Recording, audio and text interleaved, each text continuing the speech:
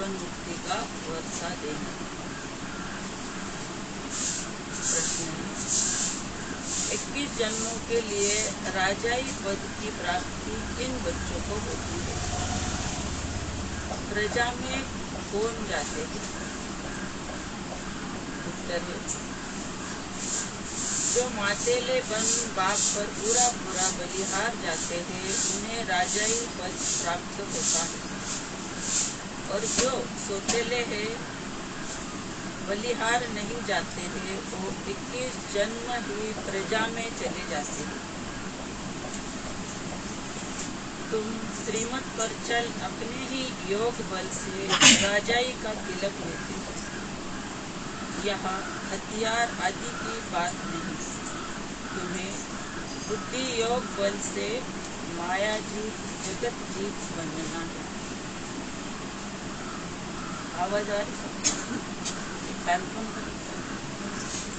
नहीं, आवाज आती नहीं। गीत बजा है,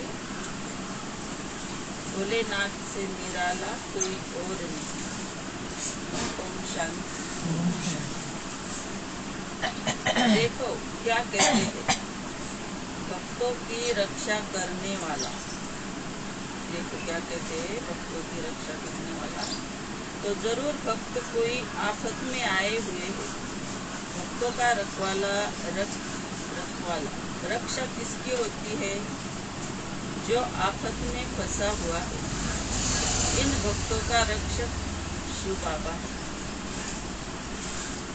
भक्तों को भक्ति का फल जरूर मिलता है, मेहनत तो करते हैं ना।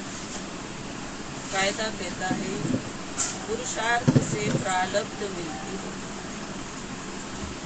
अब इस दुनिया में पुरुषार्थ कराने वाले सब है आसुरी संप्रदाय। वास्तव में पुरुषार्थ कराने वाला चाहिए कोई अच्छा। सच्चा पुरुषार्थ सिर्फ एक भोलानाथ बाप ही कराते हैं। जिस्मानी लौकिक माँ बाप टीचर सभी हद का पुरुषार्थ कराते हैं। बेहद की नॉलेज कोई दे न सके। कल कोई बैरिस्टर जज बनेंगे, फिर दूसरे जन्म में नए से पुरुषार्थ करना पड़ेगा। बैरिस्टर तो कायम नहीं रहेंगे, प्रारब्ध तो कुछ बन ही नहीं। गुरु भी करके कुछ सिखलाते हैं, शास्त्र सुनाते हैं, परंतु वह भी अल्पकाल का सुख मिलता है। प्रारब्ध तो कुछ बनी नहीं, फिर दूसरे जन्म में गुरु करना पड़े। यह भोलानाथ है सतगुरु। सतगुरु हमेशा सत्य ही बोलता है, वही आकर सत्य कथा सुनाते हैं। यह है सतगुरु की मत, जिससे मुक्ति जीवन मुक्ति मिलती है।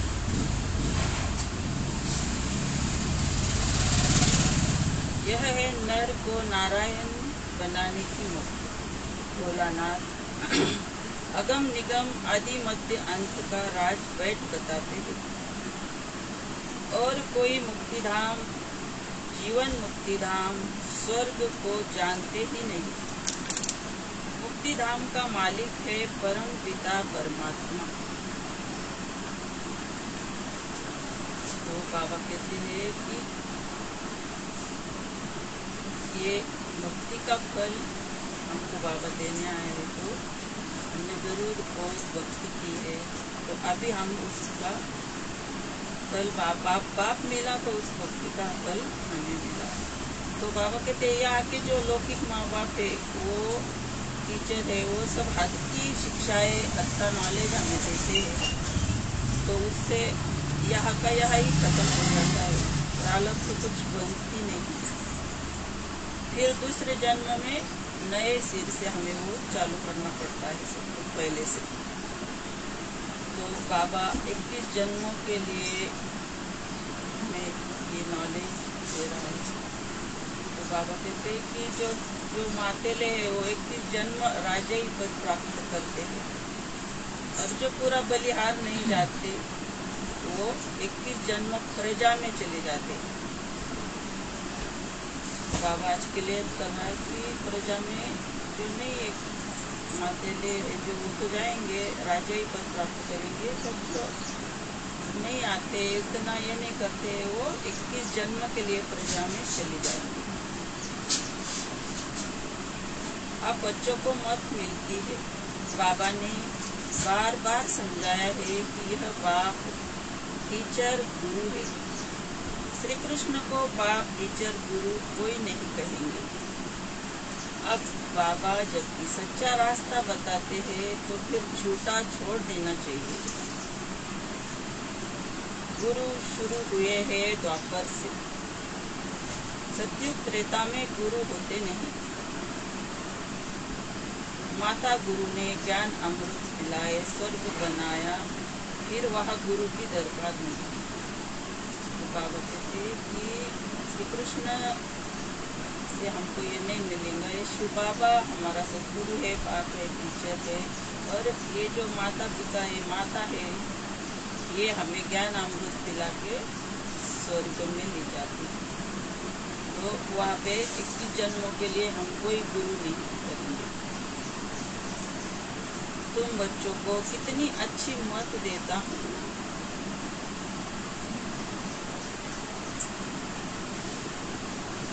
युद्ध के सबको कितनी अच्छी मत देता हूँ, सबको युद्ध के मैदान में बाबा ने खड़ा किया है कि 5 विकारों पर जीत करना और फिर श्री कृष्ण समान देवता बनो। हम जानते हैं यह श्री कृष्ण माया जीत बन जगत जीत अर्थात जगत का प्रिंस बना। तो श्री कृष्ण का चित्र हाथ में उठाए हमें समझाना चाहिए। तो हमारी बुद्धि में सब नॉलेज है, हम श्री कृष्ण का चित्र लेकर समझा सकते हैं कि ये सतयुग का पहला प्रिंस है, ऐसे राज्य में हम सब जा रहे हैं, आप भी चलो, आपको आना है स्वर्ग में, तो ये नॉलेज लेने के लिए आओ। तो हम ये इस चित्र पर भी समझा सकते हैं बाबा कहते हैं। जैसे श्री कृष्ण जो फिर नारायण बना, फिर उनके साथ और भी सारी राजधानी, तो वह सब जरूर युद्ध के मैदान में होंगे, जो माया पर जीत पाते होंगे। 5000 वर्ष पहले यह श्री कृष्ण भी अपने अंतिम जन्म में युद्ध के मैदान में थे, वैसे अब यह भी युद्ध के मैदान में है, तुम भी युद्ध के मैदान में हो। 5 विकारों पर जीत पाकर तुमको यह बनना है। इसको कहा जाता है नारायणी नशा। तो हम श्री कृष्ण के चित्र पर समझा सकते हैं कि 5000 वर्ष पहले इस ब्रह्मांड में इन्होंने ये बाबा से ये लेकर एक श्री कृष्ण बने थे और आप भी बन रहे हो। तो बाबा कहते हैं कि तुम भी सब राजधानी में आने वाले हो, तो श्री कृष्ण के साथ हम भी ये नॉलेज धारण कर रहे हैं। हमारा भी अंतिम जन्म है और इस युद्ध के मैदान में हम सब, तो यहाँ स्कूल हथियार तो नहीं है हमारे पास, माया के साथ हमारा युद्ध है। तो ऐसी ऐसी बातें हमें सबको समझानी है और इसको भी ये बातें स्वयं को स्वयं भी इस नशे में रहना है। तो बाबा कहते हैं इसको ही कहा जाता है नारायणी नशा। वहाँ कोई विकार में नहीं जाते। कहेंगे भला तो बच्चे कैसे पैदा होंगे? अरे वह तो पवित्र दुनिया है।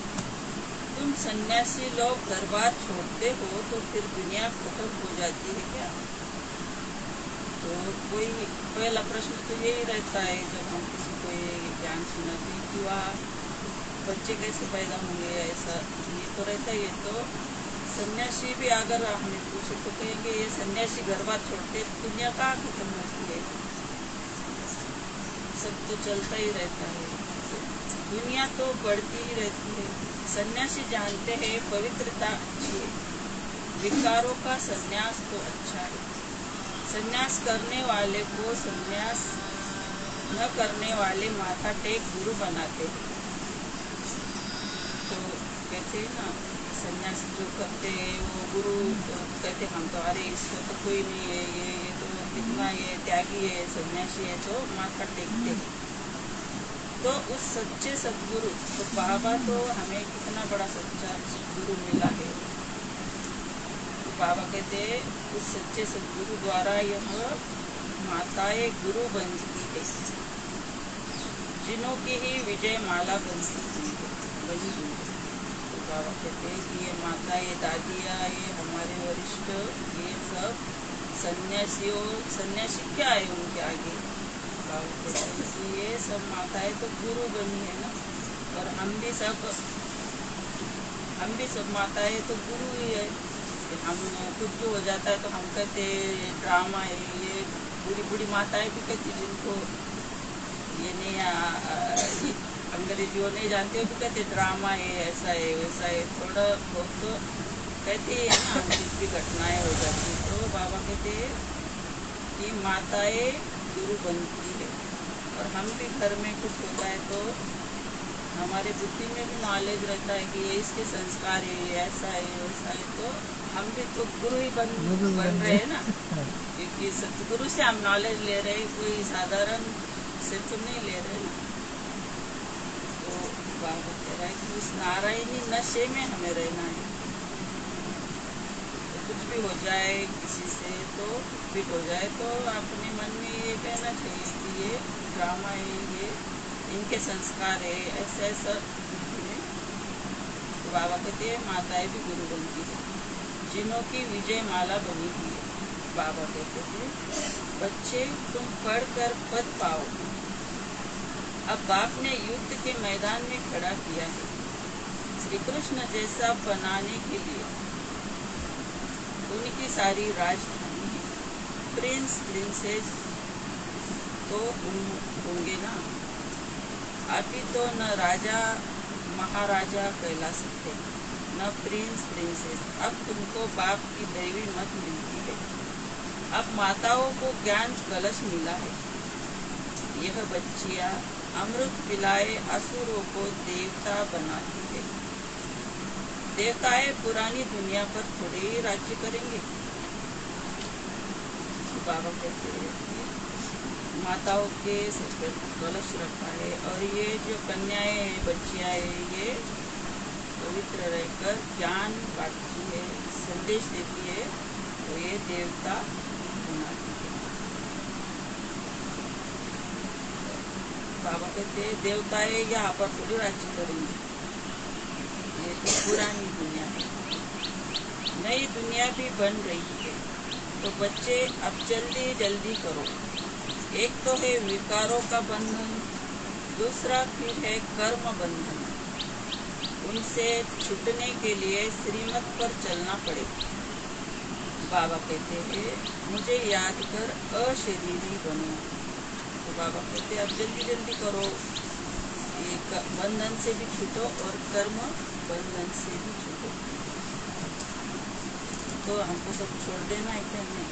तो बाबा कहते हैं कि श्रीमत पर चलो। बाबा हर प्रकार की श्रीमत देता है, वो रोज हमारे लिए ये प्रेम पत्र बाबा, और दिन भर के लिए भी क्या करना है क्या नहीं, इसकी पढ़ाई हमें पढ़ाता है। तो बाबा कहते हैं ये सब कह के बाबा कहते हैं कि मुझे याद कर अशरीरी बनो।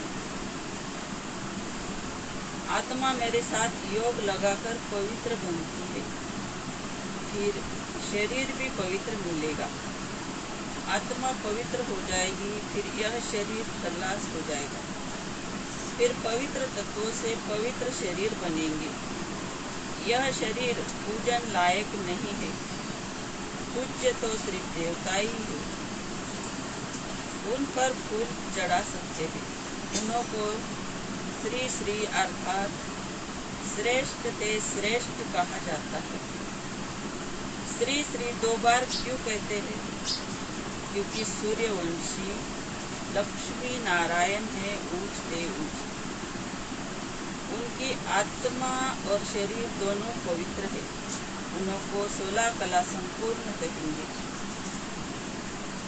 2 बार श्री श्री क्यों कहते हैं? बाबा कहे श्रेष्ठ के श्रेष्ठ लक्ष्मी नारायण क्यों कहते हैं? तो बाबा कहते हैं कि इनकी आत्मा भी पवित्र है और शरीर भी पवित्र है, यह पूज्य लायक बनते हैं। जैसे कि कल हमने संदेश में सुना कि वो फूल देवताओं पर फूल ही चढ़ाते, पत्ते नहीं चढ़ाते, और पत्ते वो तो गुलदस्ता अच्छा लगता है। तो बाबा यहाँ कहते हैं कि देवताओं पर फूल चढ़ा सकते हैं,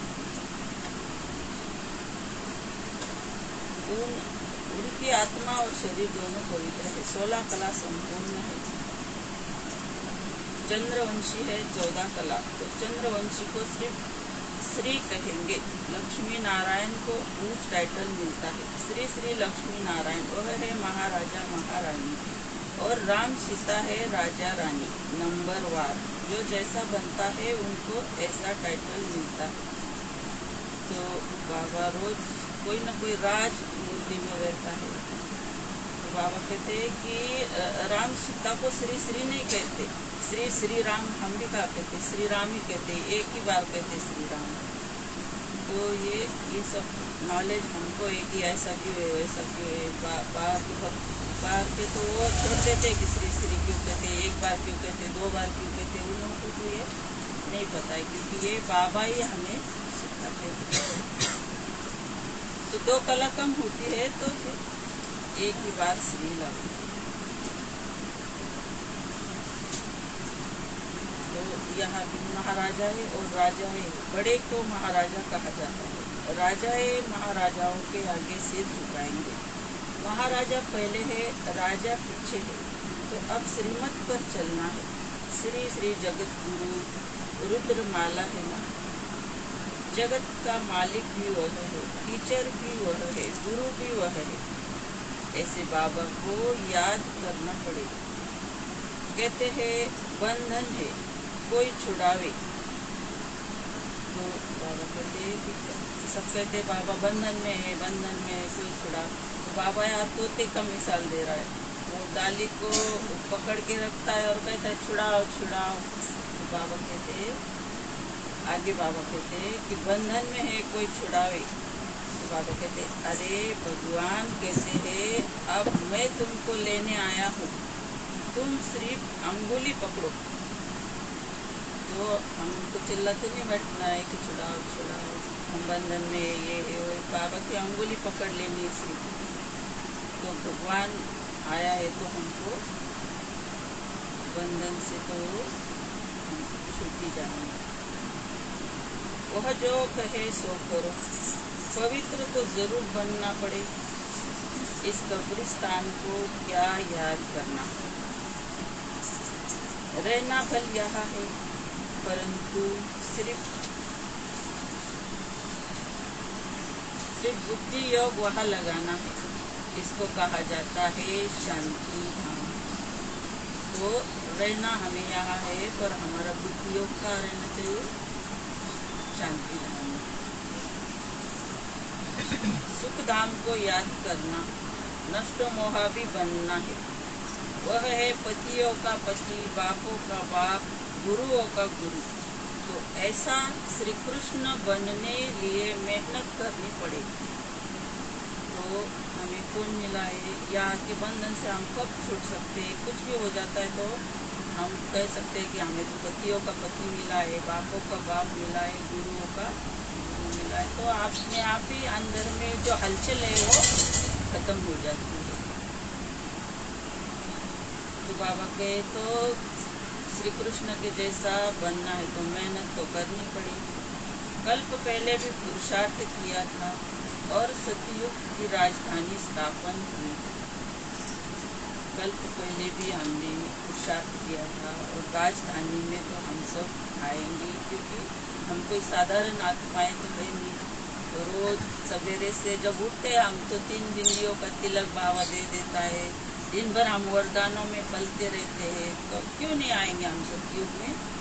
तो हम सतयुगी देव आत्माएं हैं।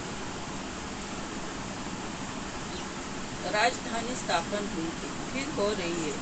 इसमें पवित्र रहना है, बाबा आगे की लाइन करे सबके लिए कि पति जो है, पति जो सेवा कहे वो तुम करो।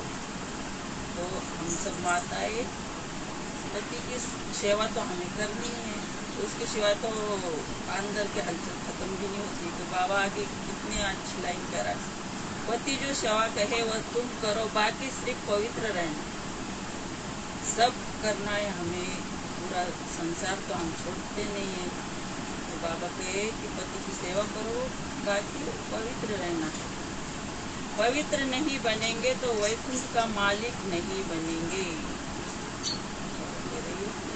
सब कुछ करो, संसार करो। हम अगर छोड़ देंगे और कहीं जाके बैठ जाएंगे तो फिर लोग तो कहेंगे अरे क्या ओम शांति में जाते हो और कुछ भी नहीं करती है। तो ऐसा नहीं, सबकी सेवा करनी है, सबको खुश रखना है। और बाबा कहे पवित्र रह के, पवित्र नहीं बनेंगे तो वैकुंठ का मालिक भी नहीं बनेंगे। स्पष्ट कह रहा है। अब बाप आकर तुम बच्चों को स्वर्गवासी बनाते हैं, पतितों को पावन करने वाला भी वह है, जगत का मालिक भी वह है। तो कौन बोल रहा है हमें? जगत का मालिक, सबसे ऊपर की जो हस्ती है, इससे हम ज्ञान सुनते हैं। अब तुम बच्चियां ज्ञान धन से मनुष्य को देवता बनाओ। तो बच्चियां जो है ये ज्ञान अपने अंदर धारण करके हमें बाबा कह रहा है कि तुम मनुष्य को देवता बनाओ। यह तो नॉलेज है।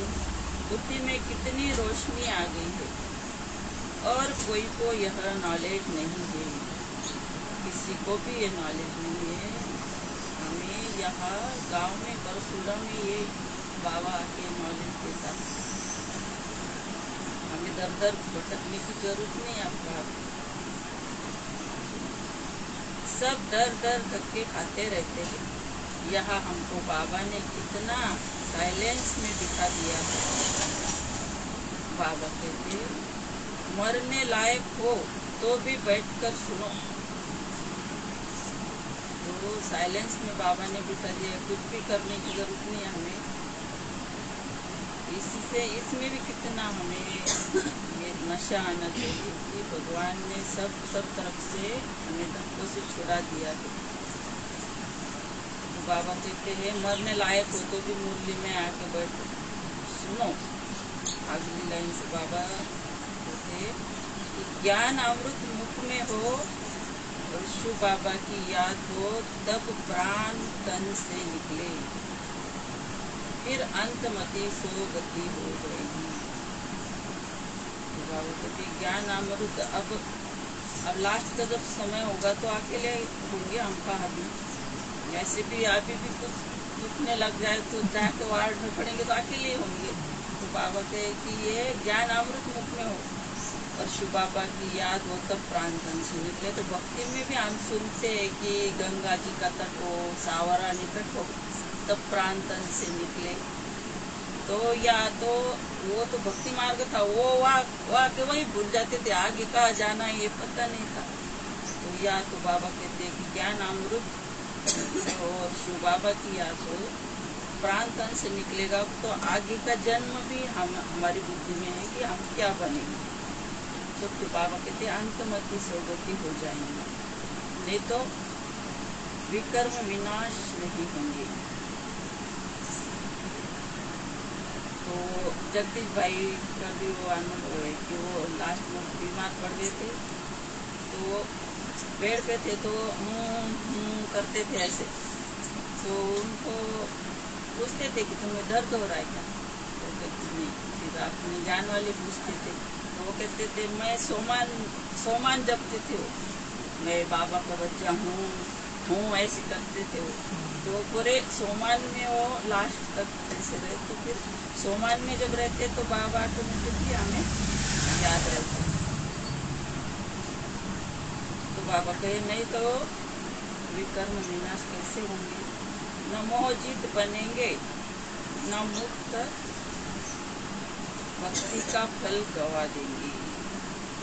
सब भक्त है ना, तो हमने बहुत भक्ति की है। तो बाबा कहते मुक्त में तुम भक्ति का फल गवा देंगे। बाबा हमें भक्ति का फल देने आया है तो मुक्त में हम गवा देंगे। इसलिए बाबा की आज्ञा।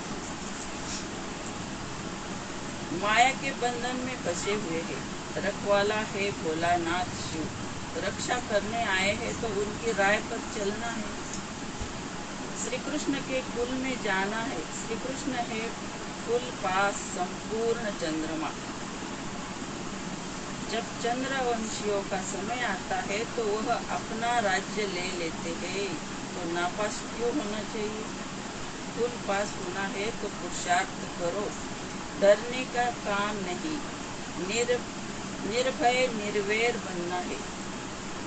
तो बाबा कहते हैं कि ये श्री कृष्ण संपूर्ण चंद्रमा, तो जो सूर्यवंशी है वो तो श्री कृष्ण, वो तो पहला दिन से अपना अधिदेव ब्रह्मा बाबा का जन्म। तो बाबा कहते हैं कि ये जो आएंगे त्रेता में, उनको तो कुछ ज़्यादा ये करने का काम नहीं, वो नापास होंगे, ऑटोमेटिक नीचे नीचे आते चले जाएंगे। और राजधानी में जो पहले आएंगे वो भी धीरे धीरे नीचे कला कम होती जाएंगी, तो वो ऑटोमेटिकली नीचे आएंगे। तो हमें सतयुग के लिए पुरुषार्थ करना।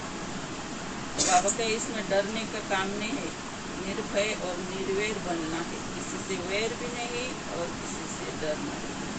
सत्य के साथ हम रहते तो हमें डर नहीं लगता। खुदा के साथ रहते, खुदा से कोई पर्दा नहीं, तो दुनिया से क्या डरेंगे हम? सब समझना तो पड़ेगा ना। जो कहते हैं भगवान सर्वव्यापी है, उन्होंने ही भारत को ऐसी दुर्दशा में लाया। भगवान तो एक ही भोलानाथ है, जो सब भक्तों का रखवाला है। श्री कृष्ण की आत्मा अभी यहाँ है, अब सब कुछ समझो, बहुत बड़ी लॉटरी है। तो श्री कृष्ण की आत्मा ब्रह्मा बाबा, हमें पता है कि ब्रह्मा बाबा संपूर्ण फरिश्ता बन के ऊपर सूक्ष्म वतन से सेवा कर रहे हैं। वहाँ से हमें हमारे अंदर, सबके अंदर शक्तियाँ भरना है। तो बाबा कहे कि ये सब कुछ समझो, तुम्हारी हमारी बुद्धि में सब कुछ है। तो बाबा कहे ये बहुत बड़ी लॉटरी है, थोड़े दौड़ है ना, हमको दौड़ना है बुद्धि योग से। जितना हम दौड़ेंगे उतना जल्दी बाबा के पास पहुँचेंगे, विकर्म विनाश होंगे। बाबा ने बार बार समझाया है, हम युद्ध के मैदान में खड़े हैं। बाबा कहते ये तुम्हारी बहुत बड़ी लॉटरी है और ये बुद्धि की दौड़ है हमारी। अगर हमें कोई कहे गाँव में कि तुम दौड़ो, इतनी जमीन तुम्हारी हो जाएंगी, तो कितना हम दौड़ेंगे? तो सबको पता है कि वो दौड़ते दौड़ते शाम हो जाती है, और वो एक दौड़ा भी था ऐसे ही, तो वो खत्म हो जाता है। तो हम अगर बुद्धि से दौड़ेंगे, बाबा के पास जल्दी चले जाएंगे और 21 जन्म के लिए हम अपनी कमाई भी करेंगे। तो बाबा के ये हमको दौड़ना है बुद्धि से।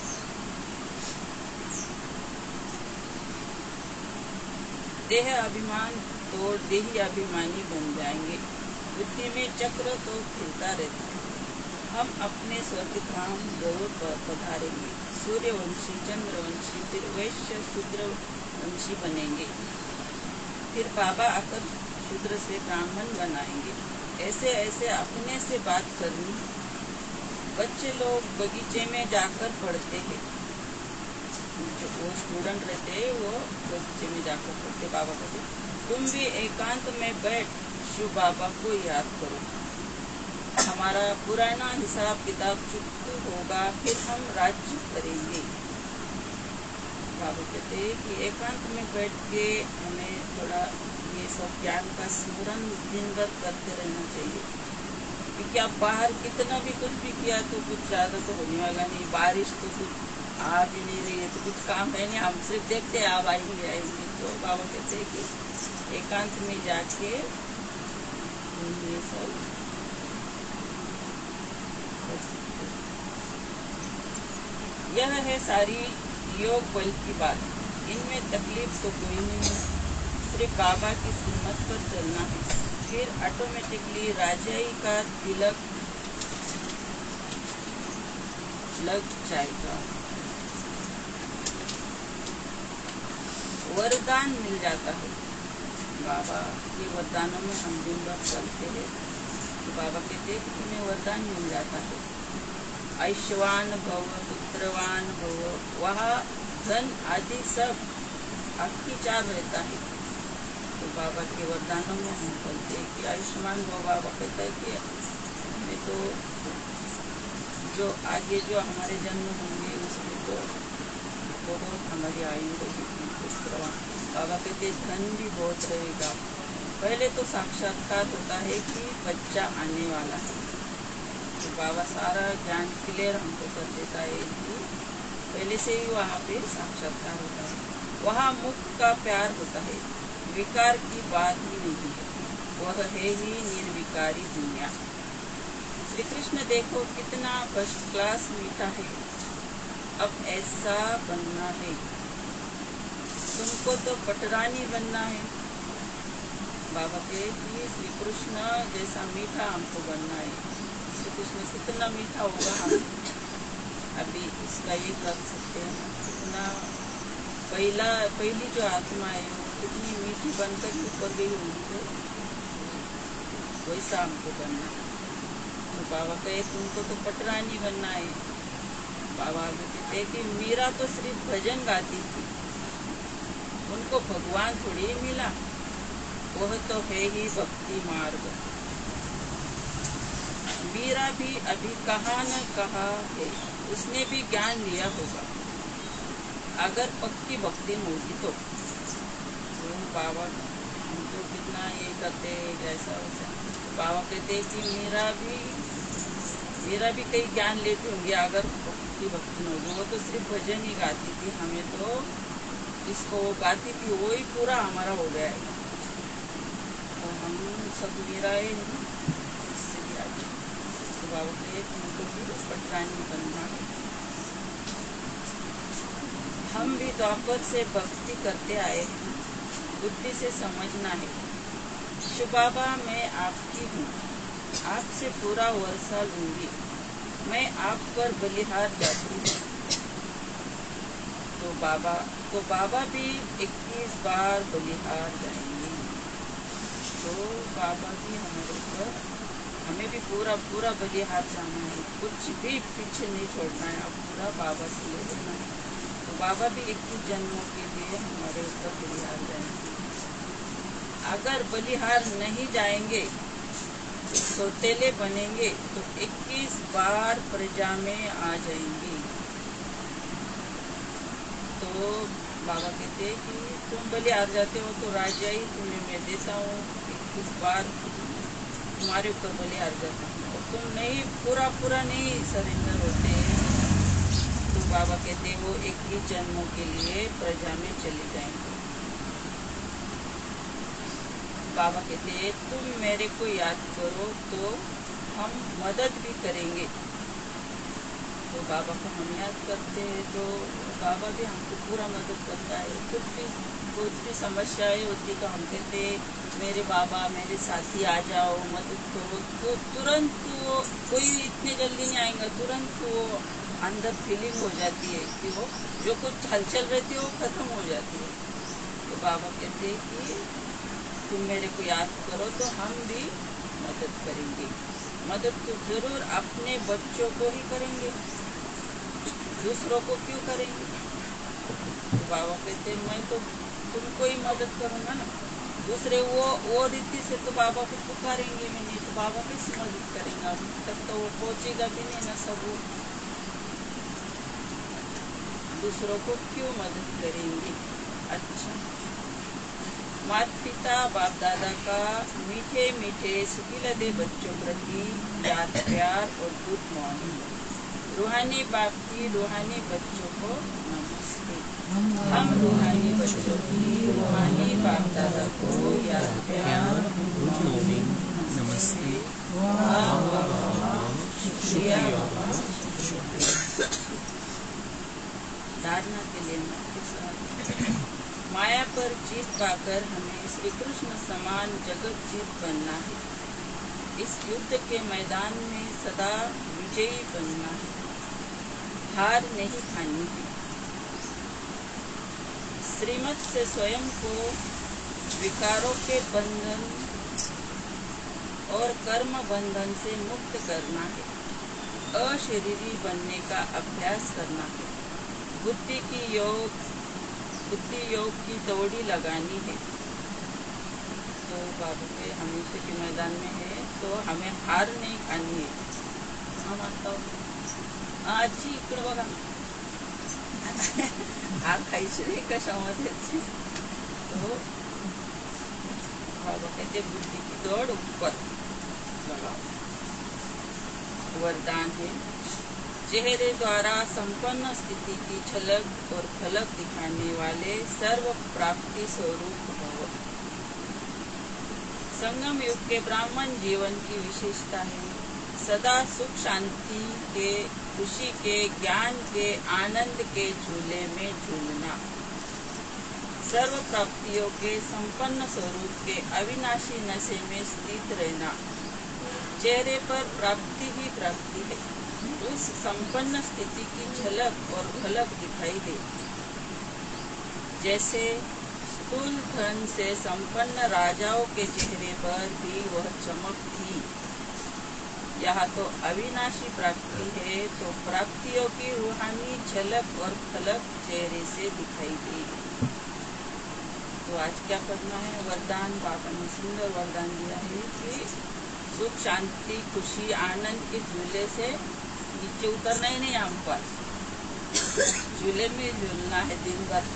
हाँ माता, झूले में रहना है। ज्ञान और योग की रस्सियाँ ताक टाइट करके झूले से नीचे उतरना ही नहीं है, क्योंकि स्वयं भगवान झूला झूला रहा है, तो कौन नीचे उतरेगा? उतरना ही नहीं आदमी। तो बाबा ने वो उदाहरण दिया कि जैसे वो राजाएं थे, तो उनके चेहरे पे कितनी चमक रहती थी। तो बाबा कहे आप तो उनसे भी बड़े हो, तुमको तो उनसे भी ज्यादा प्राप्ति है, तो कितनी झलक और झलक तुम्हारे चेहरे से दिखाई देनी चाहिए। स्लोगन है, खुश नसीब वह है जो सदा खुश रहकर खुशी का खजाना बांटता रहे। तो हम बहुत खुश नसीब आत्माएं हैं, तो हमें खुश रहकर सबको एक खुशी करना है। ओम शांति।